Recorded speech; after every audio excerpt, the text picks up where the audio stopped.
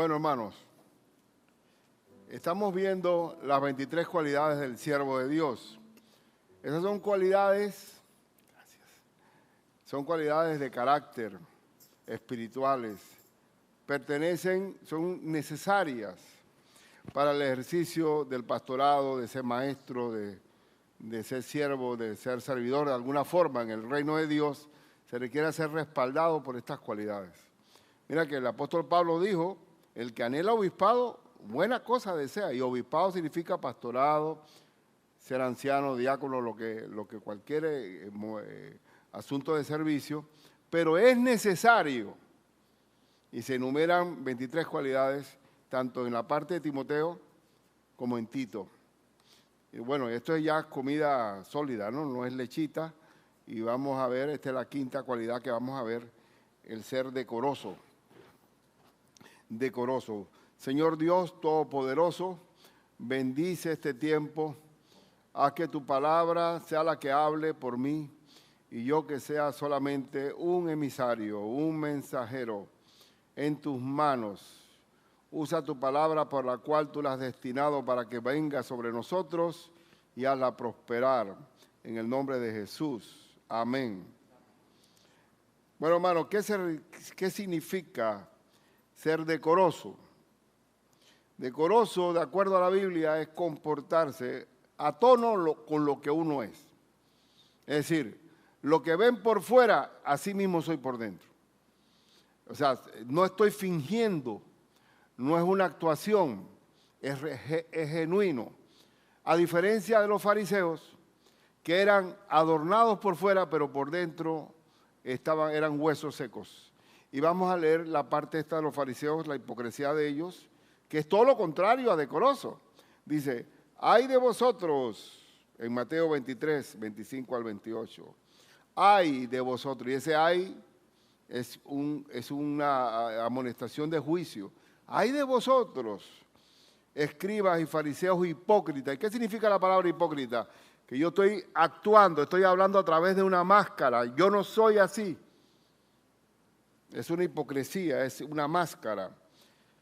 Porque limpiáis lo de fuera del vaso y del plato, pero por dentro están llenos de robo y de injusticia. Se veían bien por fuera, es como aquella vitrina que tiene guardado vajillas viejas, pero que son muy caras. Yo no sé si ustedes tienen alguna, pero mi esposa, digo, y acá, ¿y eso para qué sirve? Digo, nunca usamos esas copitas ni nada.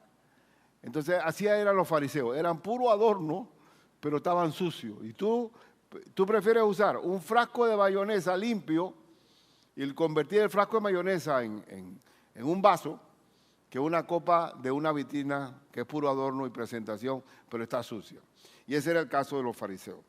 Dice, fariseo ciego, limpia primero lo de dentro del vaso y del plato para que también lo de fuera sea limpio. Primero, Cristo nos limpia de adentro. Ay de vosotros, otra vez, escribas y fariseos hipócritas, porque sois semejantes a sepulcros blanqueados. ¿Cuántos cementerios hay? Que hay muchos mausoleos y tumbas bien bonitas, pero por dentro ¿qué hay? Huesos secos.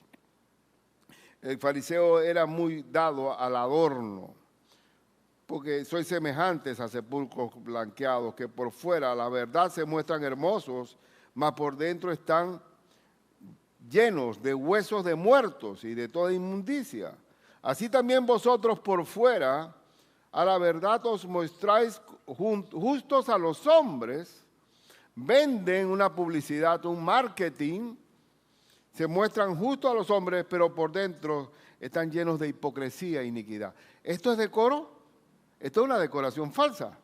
Ellos se muestran muy adornados y efectivamente los fariseos se vestían con filatelias, con adornos, parecía un arbolito de Navidad caminando y mostrando cuando le daba a las 12, un ejemplo, a las 12 de mediodía, de repente en el mercado público, a la hora de mi oración. Y oraban para que todo el mundo viera, oye, qué gente más entregada, oye.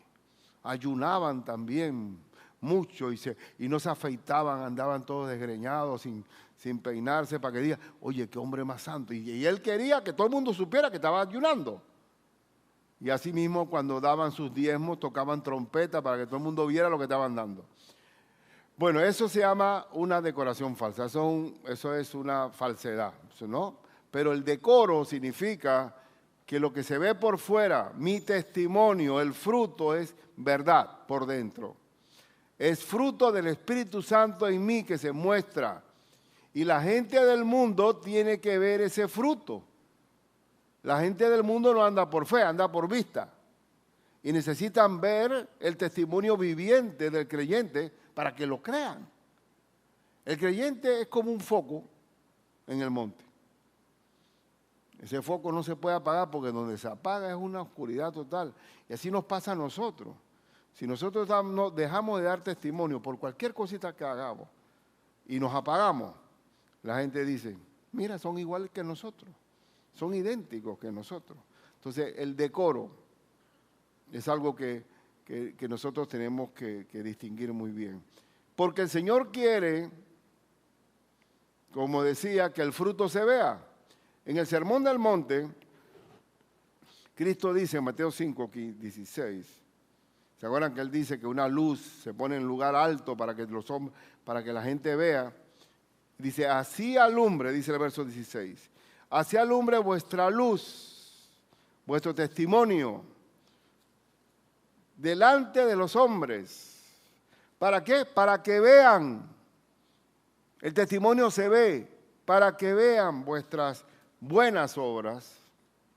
Las buenas obras es el fruto de Dios en nosotros y glorifiquen a vuestro Padre que está en los cielos. Hermanos, lo están mirando, nos están mirando, nos están chequeando.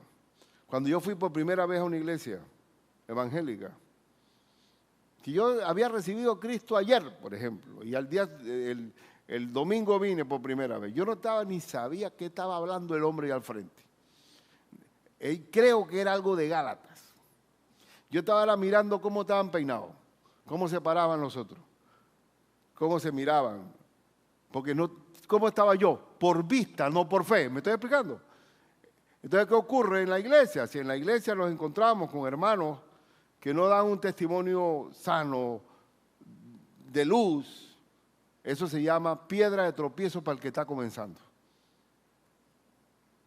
Si el pastor se toma una cerveza en una refresquería o un restaurante de ahí de Vía Argentina que está la terraza abierta y pasa un débil en la fe y dice, oye, mira, yo también, yo me voy a tomarme una, me voy a tomarme la caja. Porque yo le di permiso, ¿me estoy explicando? Y no es el asunto de pecado, sino que tenemos que ser modelos siempre. Y sobre todo en un ambiente como el nuestro, el panameño, que el licor está ligado con la trampa, con el engaño, con el adulterio, la fornicación y el montonón de males que hay detrás de la parranda, ¿sí o no? Entonces tenemos que estar siempre alumbrando. Y eso se llama una conducta decorosa. Hermano, hay una diferencia entre carácter y reputación. La reputación es lo que la gente piensa de mí. Tú puedes tener buena reputación, pero yo no sé si tú eres así. Pero el carácter es lo que yo soy, me vea la gente o no me vea la gente. ¿Me estoy explicando? Es lo que Dios hace en mí. No, yo soy así porque el Señor pone el querer y el hacer por su buena voluntad. Entonces, tú puedes tener reputación, pero carácter es que lo que soy, me vean o no me vean. Sin embargo, el fariseo no. El fariseo era vendedor, ¿cómo se llama? Estaba buscando figuración. Estaba buscando el like. El like. ¿Cuánta gente no está buscando el like? Están buscando figurar. Ya ellos, a veces pienso que no es que quieren tener amigos, de compartir, sino de hacerse ver. Y así es o no así. Hay más decoración falsa que real. Y ese asunto de las redes, a veces, mira, estoy aquí comiendo y tomo la foto de la comida. Mira el carro que me compré. Mira por dónde ando. Y el selfie. Y la cuestión. Todo es reputación, figuración. Pero es cuando más nosotros tenemos que alumbrar. Porque hay mucha falsedad en el mundo, ¿sí o no? Bien, entonces el decoro, ya explicado el decoro así, vamos a ver el contenido del decoro. El decoro tiene que ver con el buen testimonio, hermano, con el buen testimonio. En verdad podemos decir que el testimonio es una conducta decorosa. Y vamos a buscar en Hechos 6, cuando se dio la crisis en la iglesia primitiva, ya la iglesia de Hechos, hubo una crisis donde había, ¿te acuerdas que Pedro predicó y todo el mundo le escuchó a Pedro en su propio idioma? Había 18 lenguas allá en aquella fiesta del Pentecostés. ¿Y qué pasó? Todo el mundo interpretó, y hasta el mismo Pedro, que Cristo venía ya. Entonces, ¿qué decidieron? Que nadie se devuelva a los pueblos de donde venían, sino que todos se quedaran en Jerusalén esperando a Cristo. Cosa que a veces hay problemas de audición, porque Cristo dice, y seréis y recibiréis poder cuando haya venido sobre vosotros el Espíritu Santo, y me seréis testigos, ¿dónde? En Jerusalén. ¿Y qué pasó? En Judea, la provincia, y en Samaria, la otra provincia, y hasta lo último de la tierra. Entonces es un problema de audición, porque se quedaron en Jerusalén apertrechados esperando que Cristo viniera. Entonces, ¿qué pasó? Hubo una multiplicación, de repente en la casa de Osvaldo, era un hebreo que vivía en Jerusalén, nos metimos 50.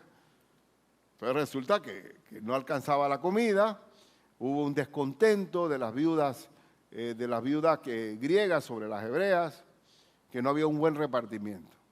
Entonces, aquí vienen los 7 primeros diáconos. Requisito para ser diácono, de acuerdo a Hechos 6:3. ¿Qué dijo Pedro? No podemos desatender nosotros la oración y la predicación de la palabra para ir a servir a las mesas. Escojan, dice él, buscad pues, hermanos, de entre vosotros a 7 varones. Primer requisito, de buen testimonio.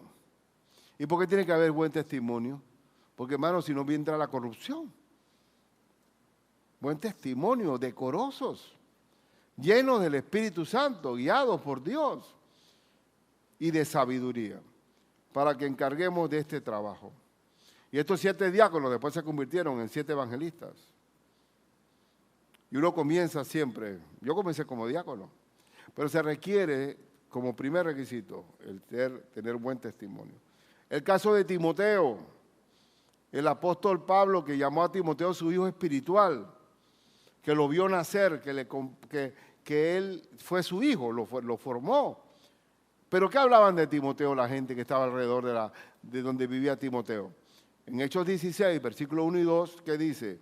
Después llegó a Derbe y a Listra, y aquí había allí cierto discípulo llamado Timoteo, hijo de una mujer judía creyente, pero de padre griego, y daban buen testimonio de él los hermanos que estaban en Listra y en Iconio. ¿Y saben qué, hermano? El buen testimonio lo dan los hermanos, no uno mismo. Uno puede decir, yo tengo buen testimonio, ¿sabes? No, ese crédito viene de los hermanos hacia nosotros. Bueno, entonces, ¿qué ocurre? El decoroso tiene que ver con el buen testimonio. Si yo tuviera un arrastre de hijos por fuera, hermano, perdone que esté hablando así de una forma tan coloquial, pero yo estoy hablando del testimonio, es algo que en un día se pierde. Basta un día que se pierda. Una vez estuve yo en un concilio de pastores y estábamos... En el concilio se hace como una calificación del que va a ser pastor, pues. Entonces, una de las preguntas que se hacía era que si un pastor cae en pecado, ¿qué pasa? Y todos decían, bueno, si se arrepiente, Dios lo restablece. Y todos estaban de mismo acuerdo en ese asunto. Y digo, no, mira que eso no es así. De acuerdo a la Escritura, el pastor tiene que ser irreprensible. Y de acuerdo a la Escritura, tiene que ser decoroso. ¿Por qué? Porque ¿cómo vas a influir? Porque la autoridad pastoral descansa en el testimonio. No sé si me estoy explicando. ¿Por qué? Porque, vamos a decir, Dios me perdona mis pecados. Sí. Los hermanos me pueden perdonar. Sí. Pero el mundo. Por eso que ahí dice en Timoteo, que tenga buen testimonio de los de afuera, para que no caiga en descrédito y en lazo del diablo. Porque el primero que te va a resaltar tu pasado y tu caída va a ser el diablo. Y cuando un pastor cae, es un problema de testimonio. Entonces, el testimonio es la base del decoro, Lo que haya sido nuestro pasado no cuenta. ¿Por qué? Porque las cosas viejas pasaron. Cuando nosotros recibimos a Cristo somos 0 kilómetros, de aquí para adelante.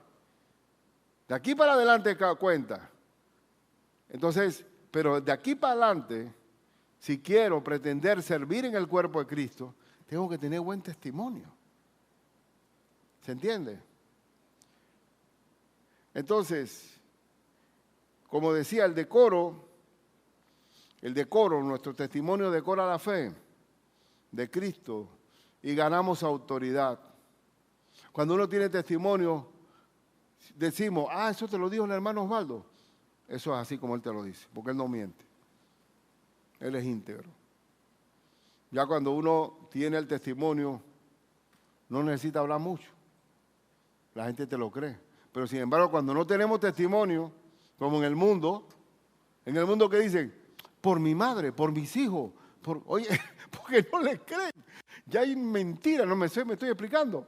Cuando un creyente habla, ya es una escritura pública, ya hay un notario de por medio, porque Cristo respalda esa palabra. Entonces, Daniel, por ejemplo. Póngase a pensar en Daniel. Estaba en el imperio más grande del mundo, el imperio babilónico. Estos muchachos jóvenes.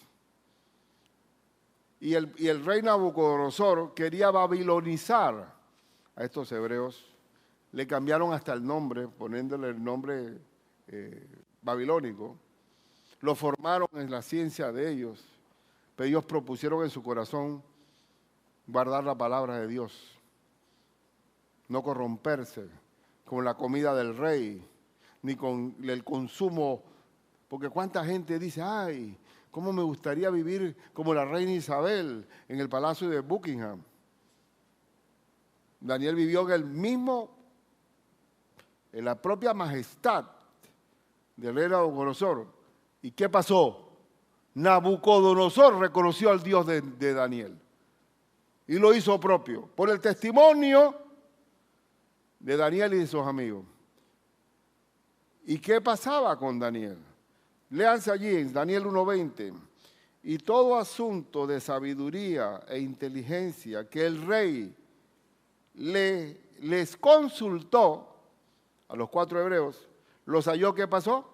10 veces mejores que todos los magos y astrólogos que había en todo su reino. ¿Cuánto es la sabiduría de Dios? 10 veces mejor que la sabiduría del mundo. La sabiduría, si nosotros verdaderamente queremos vivir como Dios ordena y manda, la sabiduría nuestra es 10 veces mejor que la del mundo. La sabiduría del cielo, hermano. Entonces, el decoro influyó, la conducta de Daniel, en la conversión de Nabucodonosor. Y en Tito, que era un pastor, en Tito 2, versículos 7 al 10, dice, preséntate tú en todo como ejemplo de buenas obras. ¿Qué es eso? Ejemplo de buenas obras, de testimonio. El ejemplo habla, hermano. El ejemplo habla.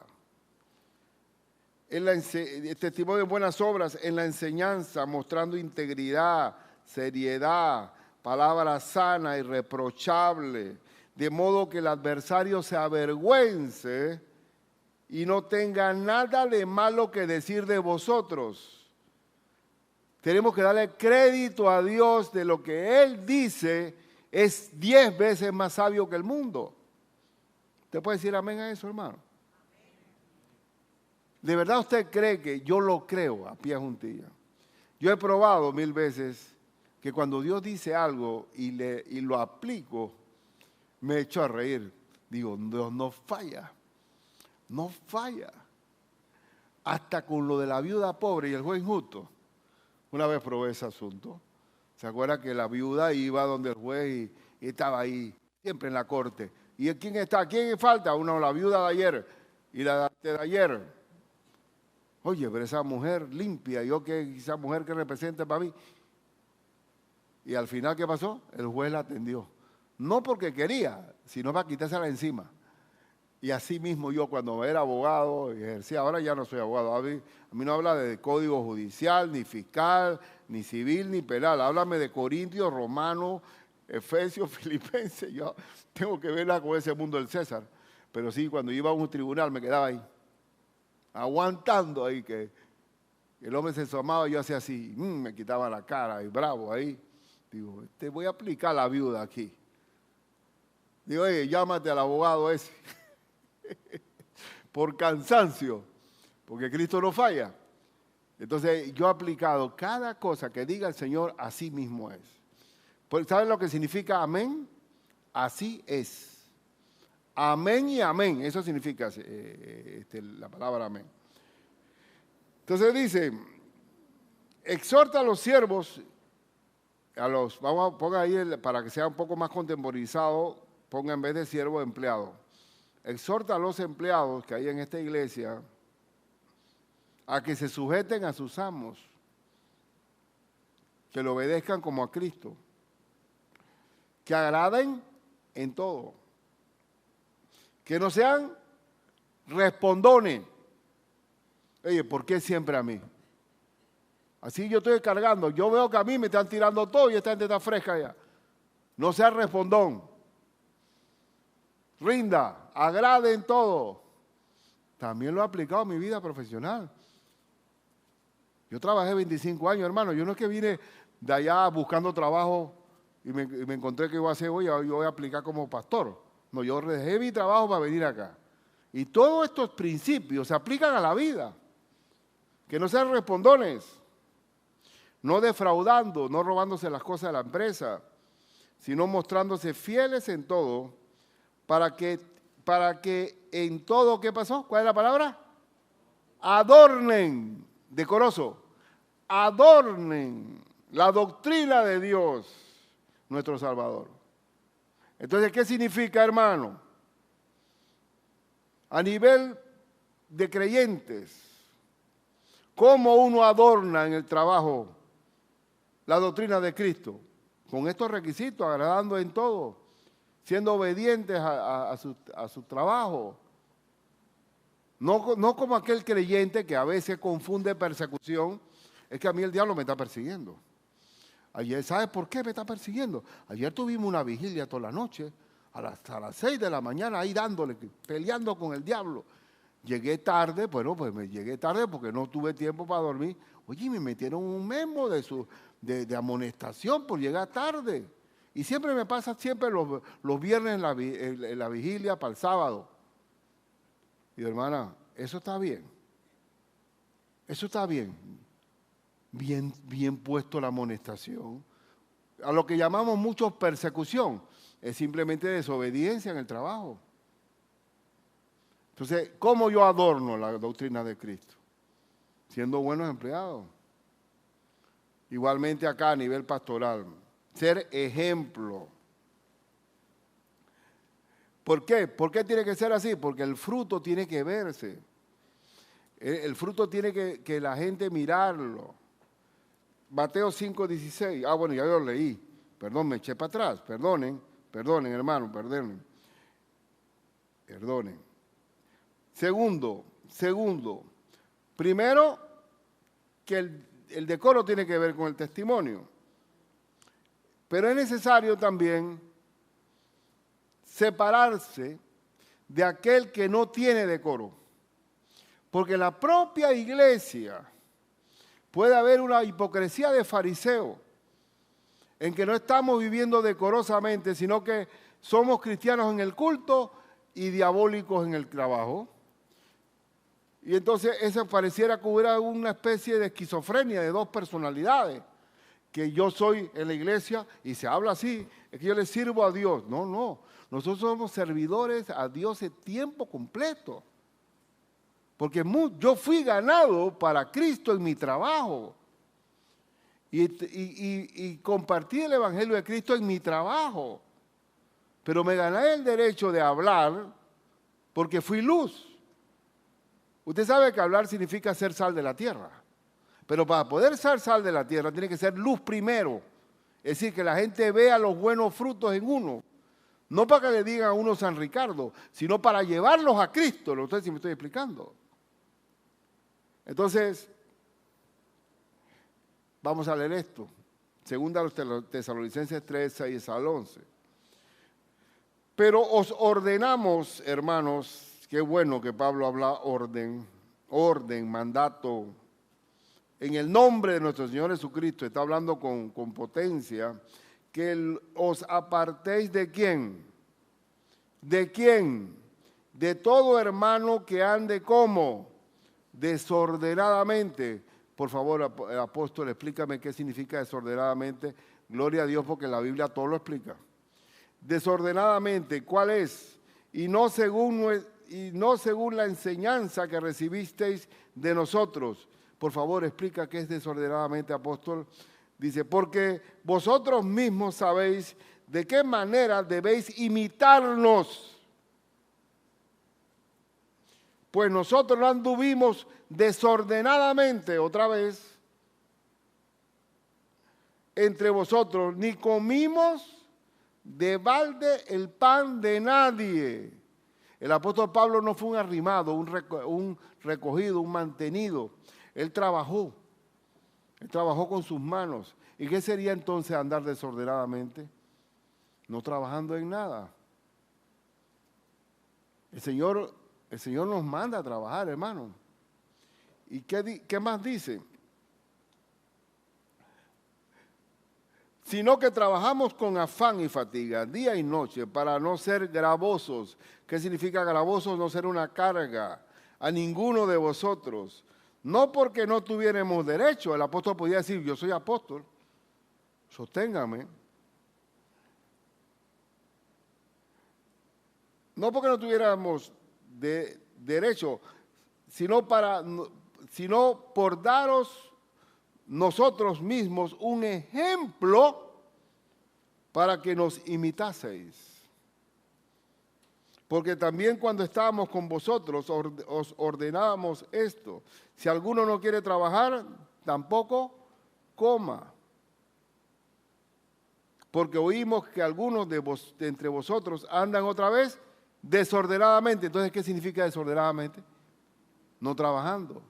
Dice, no trabajando en nada, sino entremetiéndose en lo ajeno. Y cuando hay un nivel alto de bochinche y de murmuración y de rumores, es porque hay muchos vagos alrededor. Una vez me dice un español, hermano en Cristo, que me dice, Ricardo, hay que tener más trabajo que gente. Porque si tienes más gente que trabajo, ahí lo que va a haber es murmuración corriendo por todos lados. Hay a veces departamentos, sobre todo en el sector público, ¿no? Que uno levanta el teléfono y el otro lo cuelga. Tienen tal cantidad de gente apiñada ahí.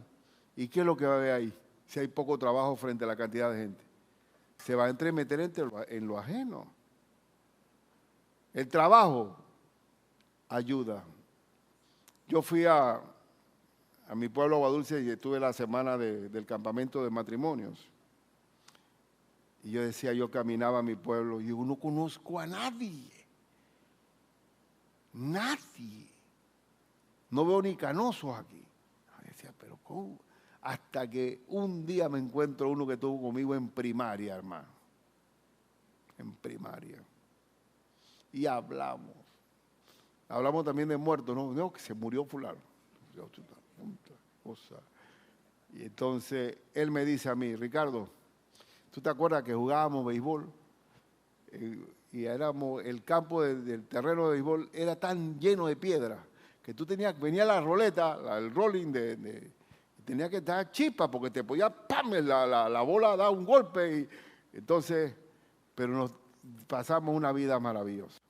Y él me contaba a mí, tú no te diste cuenta, Ricardo, pero yo todos los días, nosotros éramos tan pobres, que yo iba a fregar platos en un restaurante del señor Chen. Todos los días salía a la escuela a fregar platos. Y los fines de semana a limpiar zapatos a casas determinadas. Oye, yo decía, con razón, tú siempre tenías platita, oye. Pero entonces me dice, yo tengo 46 años de casado, con la misma mujer, con 4 hijos y 8 nietos ahora. Entonces yo me quedo pensando que el trabajo, y me dice, tú nunca te diste cuenta, Ricardo, y me hubieras dicho, te hubiera admirado más, porque el trabajo en verdad que dignifica, hermano. El trabajo es trabajo y uno nunca se debe avergonzar del trabajo que uno tenga. Inclusive los gringos dicen que para tener un trabajo bueno hay que tener 5 malos.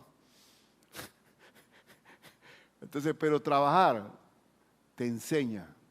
La escuela es una referencia de la vida, pero el trabajo te enseña. No siempre tiene que trabajar. Y además que es un mandamiento bíblico. Un mandamiento bíblico. Entonces, el no trabajar es falta de decoro. Uno debe trabajar en lo que sea, no importa. Y a mí me ha gustado en mi vida haber tenido trabajo mal pagado. Pero una vez me quejé delante de mi papá, digo, papá, yo me siento como explotado. Digo, acá, pero, y digo, me dice, ¿qué estás llorando? Eres una niñita, renuncia pues. Búscate otro trabajo, tú estás viviendo en la esclavitud. Tú puedes cambiar de trabajo, ¿qué ahora vas a ser sindicalista? Trabaja aunque te paguen $2,000 en ese tiempo. Pero trabaja y sé leal a la persona que te contrata. Y papá me tenía ese nivel y esa ética laboral alta. Pero eso es correcto, hermano. Es correcto porque uno tiene que darse en el trabajo. Bien, cerramos el paréntesis. Entonces el Señor nos llama a separarnos de aquel que anda desordenadamente y sin decoro. Pero observen este texto. Yo sé que es de noche, hermano, pero aguanten un poco, ¿ok? Vamos a leer 1 Corintios 5, 9 al 13, que dice: os he escrito por carta que no os juntéis con los fornicarios,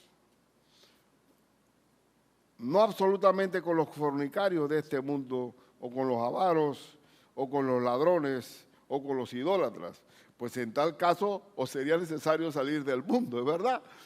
Si ya oye, pero ya no puedo convivir con ninguno de esta gente, ¿con quién convivo?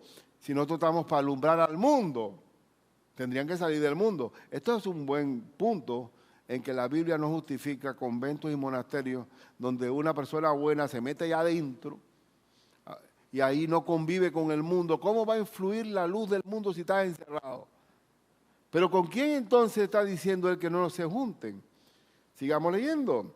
Más bien os escribí que no os juntéis con ninguno que llamándose hermano, un fariseo, fuere fornicario o avaro o idólatra o maldiciente o borracho o ladrón. No se junten. ¿Por qué? Ahí lo dice. Con el tal ni aún comáis. Wow. Porque está dejando mal el nombre de Cristo. Porque de entre los 10 mandamientos está que no uséis el nombre del Señor en vano. Porque ¿qué razón tendría yo para juzgar a los que están afuera? No juzgáis vosotros a los que están adentro, porque a los que están afuera Dios juzgará. Quitad pues a este perverso de entre vosotros. ¿Y ustedes saben a qué se refería esto? ¿A qué caso específico? De aquel hombre que venía con la suegra, con la mujer del papá, perdón. Y que entraba a la iglesia con la mujer del papá. Y se sentaba y todo el mundo miraba para los lados e ignoraban la conducta indecorosa de este hombre. Y Pablo dice, sáquenlo de aquí. Y échenlo, hasta hay una parte que dice, entréguenlo a Satanás. Pero en 2 Corintios dice, ya, déjenlo que regrese, porque está arrepentido y ya se ha arreglado. Esa parte ustedes la ignoran, pero tienen que leerla en 2 Corintios. Pero entonces, tú no puedes decir que el pecado ofende a Dios si tú tienes el pecado permitido dentro de tu propia iglesia. ¿Me estoy explicando? Entonces, el decoro también significa separarnos de aquel hermano que dice ser hermano, pero que vive desordenadamente.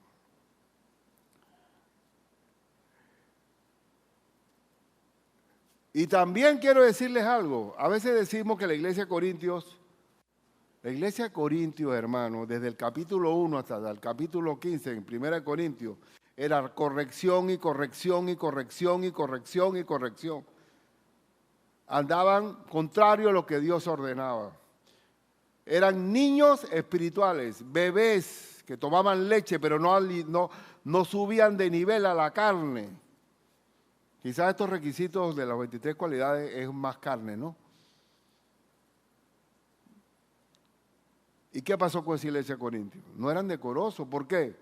Vamos a leer capítulo 6, versículo 1 al 6. ¿Osa alguno de vosotros cuando tiene algo contra otro, hablando entre hermanos, ir a juicio delante de los injustos y no delante de los santos? ¿Cómo se limpian los trapos sucios en la iglesia? Dentro de la iglesia. Dios tiene la capacidad de darnos dones y talentos y discernimiento y sabiduría para resolver todo conflicto en la iglesia. No tenemos que ir a un tribunal mundano a deslindar algo en el reino de Dios. Tenemos que resolverlo. Imagínense yo demandando a mi hermano Osvaldo en un tribunal. No, porque me ofendiste, que o que una cosa, que una deuda que no me pagó. Imagínate, ¿quién queda mal? ¿Quién queda mal? El Señor queda mal. ¿Por un problema de qué? De testimonio, de decoro. Y dice así, ¿o no sabéis que los santos han de juzgar al mundo? El Señor, nosotros vamos a participar en el juicio final. Y si el mundo ha de ser juzgado por vosotros, ¿sois indignos de juzgar cosas muy pequeñas? ¿O no sabéis que hemos de juzgar a los ángeles, o sea, a los demonios en este caso, cuanto más las cosas de esta vida? Si pues tenéis juicios sobre cosas de esta vida, ponéis para juzgar a los que son de menor estima en la iglesia. Para avergonzaros lo digo, pues que no hay entre vosotros sabio, ni aun uno que pueda juzgar entre los hermanos, sino que el hermano con el hermano pleitea en juicio, y esto ante los incrédulos. ¿Y ustedes piensan que esto es teoría? ¿O esto no ha ocurrido en la realidad de pleitos entre hermanos sometidos en los tribunales? Una vez me tocó a mí, que me pidieron un favor de ayudar, no era pastor, de resolver un asunto de un problema pues, de iglesia. Y tenía que, una directiva decía que la otra no era válida. Y la otra decía que sí era válida. Y entonces había en el registro público varias escrituras impugnándose una a la otra. Y yo llego y resulta que la encargada jefe de ese departamento era de mi propio pueblo. Y usted sabe que en el interior todo el mundo sigue siendo chiquito, ¿no? Ricardito, tú por aquí. Y yo, sí, hombre, ¿cómo estás? Oye, vengo a resolver un asunto. ¿De qué clase? ¿Qué caso? No, de tal. Puso la cara. ¡Qué vergüenza! Y eso que dicen que son de Dios. Mira tú, Ricardito. Mira, vamos a aclarar algo. Yo soy evangélico también. Esto es una vergüenza. Bueno, pues cuando me dicen, bueno, no todos son iguales, tú sabes, ¿no? Ya se arregló ahí. Y digo, dame acá todas. Me las llevé, reuní a la gente, les di su reprendida, porque estaban dejando el nombre del Señor en vano, usando el nombre del Señor en vano. Así que esto no es teoría. Si aquí en la iglesia se forma algún problema, tenemos que resolverlo de acuerdo a las reglas de Mateo 18. Cristo da todas las instrucciones y procedimientos para limpiar los conflictos en la iglesia. Y salen bien. ¿Sabe por qué salen bien? Porque todos tenemos el Espíritu Santo. Y el que no se arrepiente y no se rectifica y no se corrige es porque no ha nacido de nuevo, hermano. Porque normalmente el Espíritu Santo redarguye y hace que uno se arrepienta. Pues entonces, aquí estamos viendo una iglesia indecorosa que estaba llevando los pleitos a los tribunales. Estoy terminando. El decoro también tiene que ver con la forma de hablar. No puede ser que yo hable de la misma manera que yo hablaba cuando no tenía a Cristo. ¿Qué dice 1 Corintios 15:33? No erréis, las malas conversaciones corrompen las buenas costumbres. Si tú tienes un hijo y ese hijo tiene la costumbre de estar en un círculo de amigos boquisucio, insano, pecaminoso, él va a ser así. Y tú lo has educado lo mejor que puedas, pero muy fácilmente es contaminable. Dime con quién anda y te diré quién eres. Eso no falla. Entonces, ¿qué ocurre? Ya la forma de hablar mía va en relación directa con el decoro de mis hermanos. Dios tampoco quiere que nos asociemos con el mundo. Yo puedo trabajar en el mundo, pero no estoy en yugo desigual con el mundo. Dice Éxodo 23, 2 y 3. No seguirás, escuchen, a los muchos para hacer mal. Ahora los muchos en el mundo hacen mal y piensan mal y hablan mal. No sigas a los muchos. ¿Cuántos seguidores hay en YouTube siguiendo a alguien? Seguidores, mira que se habla de seguidores. Estás como un borrego siguiendo quizás un camino de muerte. Ni responderás en litigio inclinándote a los más para hacer agravios, ni al pobre distinguirás en su causa. ¿Y qué quiere decir esto? Que yo, como decoroso, aunque el mundo vaya contrario a mí, contracorriente, yo no voy a respaldar ese camino de muerte del mundo. No voy a simular que soy del mundo, como le pasó al príncipe de los predicadores, a Charles Spurgeon, que se acercan dos hermanos a él y le dicen, pastor, imagínese, pastor, mi hermano aquí. Hoy nos enteramos que trabajamos en el mismo lado, en la misma sección. Y yo me acuerdo que yo lo veía al frente. Y dice Spurgeon, ¿y tú crees que eso es gracia? Ustedes eran agentes secretos, ustedes nos mostraban que eran de Cristo. Si después de 10 años se vienen a conocer, eso es una hipocresía total. Entonces, ¿qué pasa? Hay muchos creyentes que son agentes secretos, que apagan la luz, no alumbran y él prefiere que no le digan salva cuatro, aleluya, y entonces simula pues que es del mundo. Ve acá, o eres sal, la sal y el azúcar son blancas, pero son muy diferentes, hermano. Entonces el Señor nos llama. Voy a tener que cortar aquí. Tengo otros puntos, pero no sé si ustedes aguanten, pero vamos a dejarlo. Vamos a seguir, ¿verdad, hermano? Ay, Señor. Ay, bueno, aquí no hay mucha generación de cristal, no. No.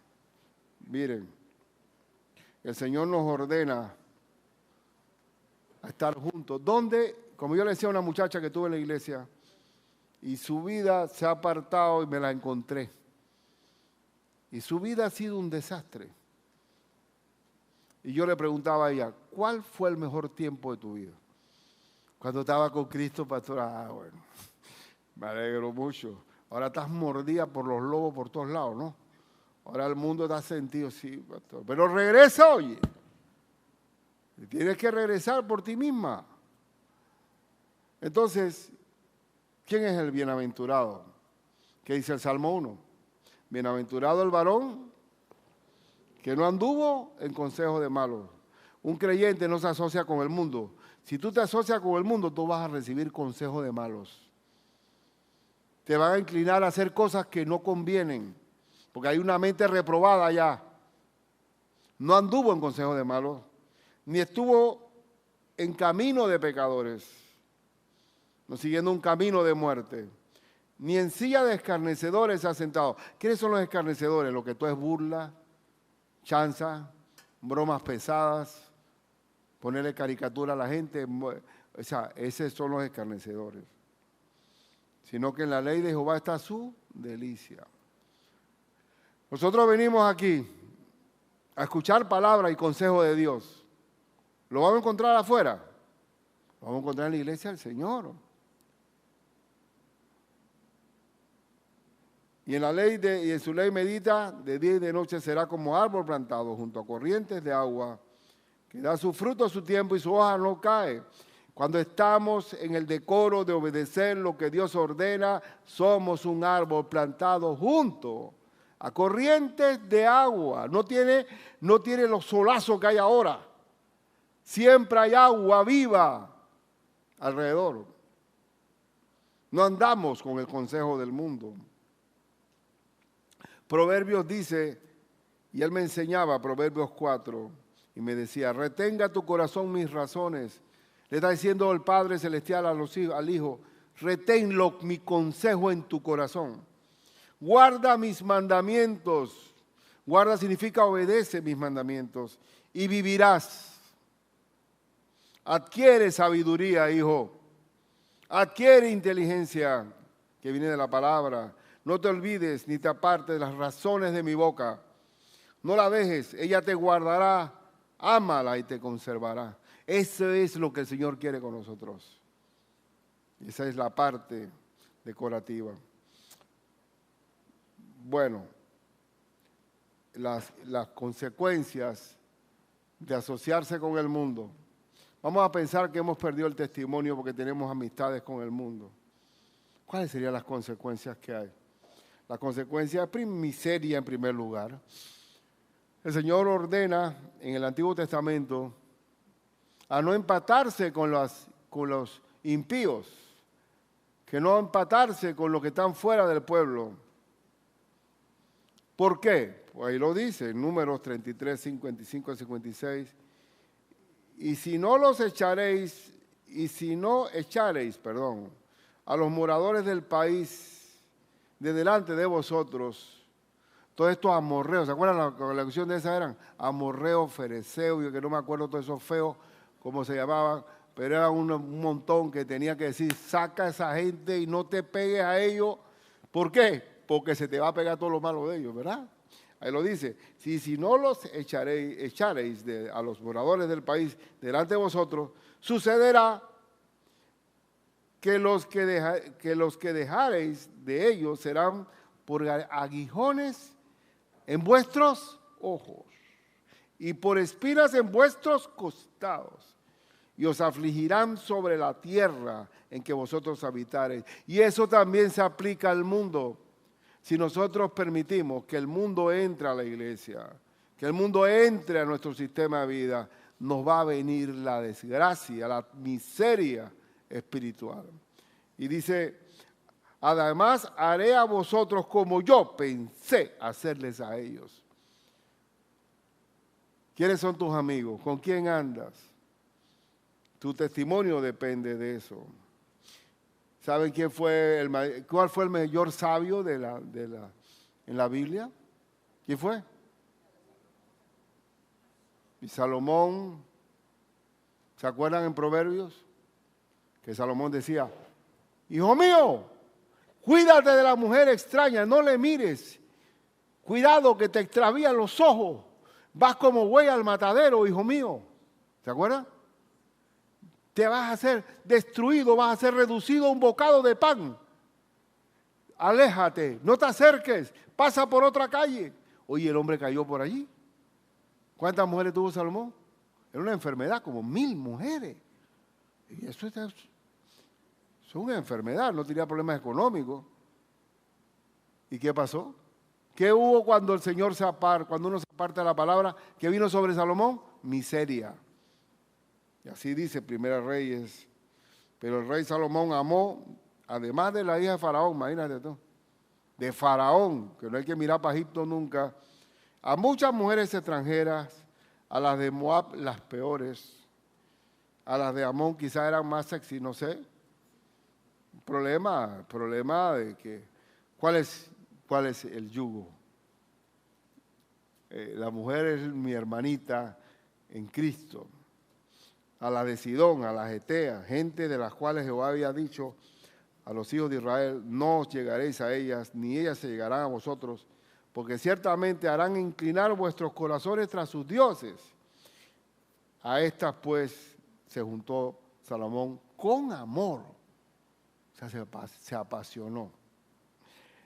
Bueno, entonces Pedro también, ¿se acuerdan que negó a Cristo? Porque estaba calentándose allá con los alguaciles, los soldados, y cuando uno se junta con el mundo termina negando a Cristo. Mi oración ahora, hermano, ¿quién quiere ser decoroso? No tienes otra. O eres decoroso o no lo eres. Vamos a entregarle nuestra vida al Señor. Amén. Y vamos a decirle al Señor, Señor, yo quiero en verdad alumbrar en este mundo. Vamos a orar. Yo quiero, si quiere ponerse en pie, póngase en pie. Señor, yo quiero alumbrar con tu testimonio, para que los hombres vean en mí lo que tú eres, Señor. Que lo que se ve por fuera a sí mismo es por dentro, Señor. Aléjame de la hipocresía y la simulación del fariseo. Que te ame, Padre Santo. A que cuando trabaje me vean a un siervo tuyo que te ama. Y también que ellos vean que cuando estoy contigo soy 10 veces más sabio que el mundo, Señor. Padre, revela a mis hermanos y ponles en su corazón la necesidad de ser decorosos y que adornen la doctrina de Cristo con su buen trabajo. No nos dejes caer en tentación y líbranos del mal, Señor. Cuídanos, Señor, y guárdanos, que haya fruto visible de que Cristo está con nosotros, Señor. Oh, mi Dios, tú vienes pronto. Tú estás a la avenida, en la esquina, Señor. Pero mientras que venga, Padre, en este mundo perdido y lleno de tinieblas, que yo alumbre, Padre, que mis hermanos alumbren, para que Cristo sea engrandecido y que te conozcan y los recibas como sus hijos, Señor, arrepentidos. En el nombre de Cristo Jesús. Amén. Gloria a Dios. En el nombre de Cristo. Hermano, bendito Dios, vamos por el quinto cualidad de carácter, no de reputación, sino de carácter. Así que le vamos a seguir adelante. ¿Está bien? Son 23. Llevamos 5. No se la pierdan. En el próximo programa, a la misma hora, en el mismo canal. Si hay tiempo para el mundo, hay tiempo para acá. Amén. Bueno, entonces vamos a despedirnos. Gloria a Dios, Padre, por las 2 Gladys que están aquí, por mis hermanos. Haz que tu palabra prospere, Señor, y que tengamos la sabiduría de Daniel en medio de un imperio de muerte como Nabucodonosor. No importa lo penoso del imperio maligno, vamos a alumbrar, Señor. Porque la luz tuya no se apaga, Padre. Úsalos, Padre, y úsanos para tu gloria en el nombre de Cristo Jesús. Amén.